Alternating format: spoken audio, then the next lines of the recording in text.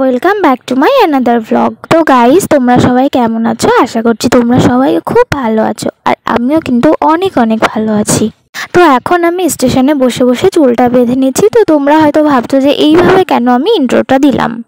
তো এটার কারণ হলো আমার হাতে এতটা সময় কম ছিল যে আমি বাড়িতে থেকে কিন্তু ইন্ট্রোটা দিতে পারিনি, যার জন্য আমি স্টেশনে এসে ইন্ট্রোটা দিচ্ছি।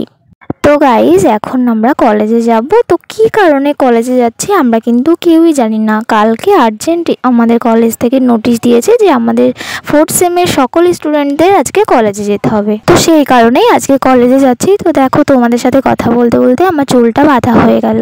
আমার চুলটা ভিজে ছিল, তাই বাড়ির থেকে চুলটা বেঁধে আসতে পারিনি। আজকে প্রচণ্ড গরম পড়ছে গাইস। আজকে সব ফ্রেন্ডদের সাথে দেখা হবে, কারণ আজকে 4th সেমের সকল স্টুডেন্টরা কলেজে আসবে।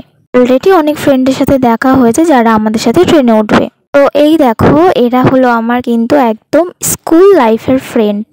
তো এখানে আমরা প্রচণ্ড হাসাহাসি করছি, অনেকদিন পরে দেখা হলে যেটা হয় আর কি। যাই হোক, অনেক হাসাহাসি করার পর অনেকগুলো ছবি তুলে নিলাম। এই ছবিগুলোই হয়তো একদিন স্মৃতি হয়ে দাঁড়াবে। তো ওদের সাথে কথা বলতে বলতে ট্রেন চলে আসলো, আর ওই দেখো তাসলি চুল ঠিক করতে ব্যস্ত।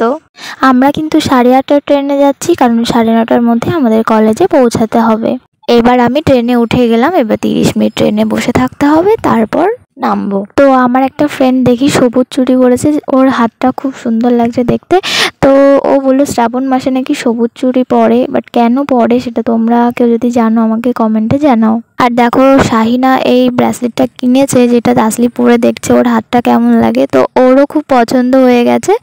আর তারপরই আবার কাকুকে ডাকলো, ডেকে কাকুকে বললো আমাকে সেম আরেকটা ব্রেসলেট দাও। তারপর কাকু সেম ব্রেসলেট তাসলিকে দিল। ট্রেনের মধ্যে এভাবে জিনিস কিনতে কিন্তু খুবই ভালো লাগে। তো কাকুর কাছে অনেক নিউ নিউ কালেকশন, ইয়াররিংস সবকিছু আছে, যেগুলির দাম কিন্তু 10, 15, 20 এরকম দামের। এই দেখো, এটা হলো শাহিনার হাত, আর এর এখন তাসলি ব্রেসলেটটা পরছে। তো অনেক সুন্দর লাগছে কিন্তু দেখতে। আরও অনেক কালার ছিল, বাট আমি বললাম যে হোয়াইট কালারটা বেশি ভালো লাগবে, তো ওরা এটাই নিল। কথা বলতে বলতে ট্রেন থেকে নেমে গেছে, আর এখন 15 থেকে 20 মিনিট লাগবে কলেজে যেতে। আজকে কিন্তু শুধু আমরাই কলেজে যাচ্ছি না, 4th সেমদের তো 9:30টার মধ্যে কলেজে পৌঁছাতে বলেছিল। কিন্তু এই সেম কারণে আজকে 2nd সেমদেরও কিন্তু কলেজে যেতে হয়েছে 8:30টার মধ্যে। আমরা এখন কলেজে ঢুকছি, আর 2nd সেমরা বেরোচ্ছে। হয়তো ওদের কাজটা হয়ে গেছে, তবে আমরা এখনও জানি না আমরা কি কারণে আজকে কলেজে আসলাম। ট্রেনে আসতে আসতেও ফ্রেন্ডদের সাথে এই নিয়ে অনেক কথা হয়েছে, তবুও কেউ জানে না যে কি কারণে আজকে আমরা কলেজে আসলাম। আমাদের আগে যত নোটিশ দিয়েছে সবগুলোই আমাদের কারণগুলো বলে দেওয়া আছে নোটিশে, যে এই কারণে আমাদের কলেজে আসতে হবে। বাট এই ফার্স্ট টাইম আমাদেরকে আর্জেন্ট নোটিশ দিয়েছে, বাট কারণটা জানানো হয়নি। তো কলেজের ভিতরে যতই যাচ্ছি ততই কিন্তু মাথায় হাত পড়ে যাচ্ছে যে এত স্টুডেন্ট আজকে প্রত্যেকটা স্টুডেন্ট কলেজে এসছে। যাই হোক, এতটা টাইম তো অপেক্ষা করেই থাকলাম, আর একটু টাইম অপেক্ষা করেই থাকি।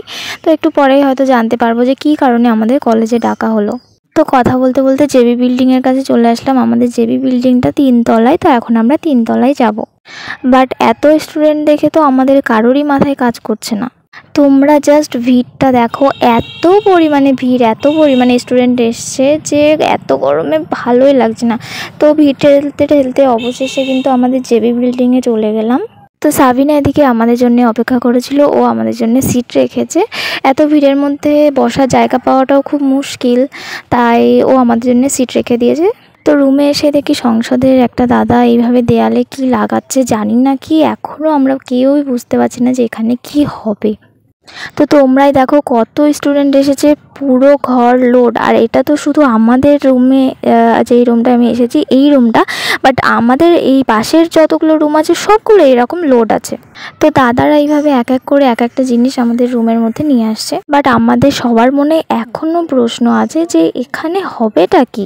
তো এখানে আমি, তাসলি আর সুমি গল্প করছি, আর গল্প করতে করতে প্রায় 1.5 ঘন্টা কিন্তু কেটে গিয়েছে। এখনও আমরা জানি না যে কি হবে এখন।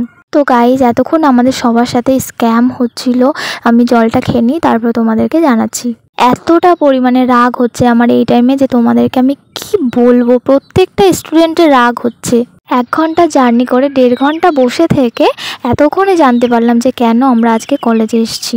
তো ব্যাপারটা হলো এতক্ষণ পরে আমাদেরকে কলেজ থেকে জানানো হলো যে যাদের ফোনে একটা ইমেল এসছে শুধু তারাই থাকবে কলেজে, আর বাকিরা কোনো কাজ নেই তাদের, তারা চলে যাবে বাড়িতে।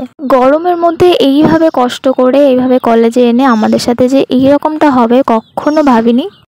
আমাদের সবার প্রশ্ন একটাই যে কেন আমাদেরকে নোটিশে এই কথাটা জানানো হয়নি। আর আমরা যখন প্রথম কলেজে আসলাম 9:30টার মধ্যে আমাদেরকে চলে আসতে বলেছিল, তো তার মধ্যে আমরা চলে এসেছিলাম। তো সেই টাইমে এসে কেন আমাদের জানানো হয়নি যে যাদের ইমেল এসছে শুধু তারাই থাকবে, বাকিরা চলে যাবে। তাহলে তো আমাদের আর এই 1.5 ঘন্টা অপেক্ষা করে থাকতে হতো না গরমের মধ্যে। তো যাদের ফোনে কিন্তু ইমেলটা এসছে তাদের অনেক আগে ইমেলটা চলে এসছে, তো তারাই একমাত্র কলেজে আসবে, এটা তো আমাদের অনেক আগেও জানিয়ে দিতে পারতো। বাট না, আমাদেরকে কলেজে এনে তারপর 1.5 ঘন্টা বসিয়ে রেখে আমাদেরকে জানালো। যাই হোক, প্রচণ্ড রেগে গেছি আমরা, সবার মুখে এই একই জিনিস, আর ভালো লাগছে না কলেজে থাকতে, চল বাড়ি যাই। তো এখন বাড়ি যাচ্ছি। এইভাবে যে আমাদের সবার সাথে স্ক্যাম হবে এটা কখনো ভাবিনি।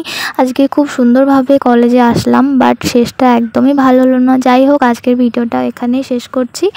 ভালো লাগলে কিন্তু লাইক করে দিও, আর যারা আমার চ্যানেলে নতুন আছো তারা কিন্তু অবশ্যই চ্যানেলটি সাবস্ক্রাইব করে দিও। দেখা হবে খুব শীঘ্রই পরের একটি ব্লগে। টাটা সবাইকে।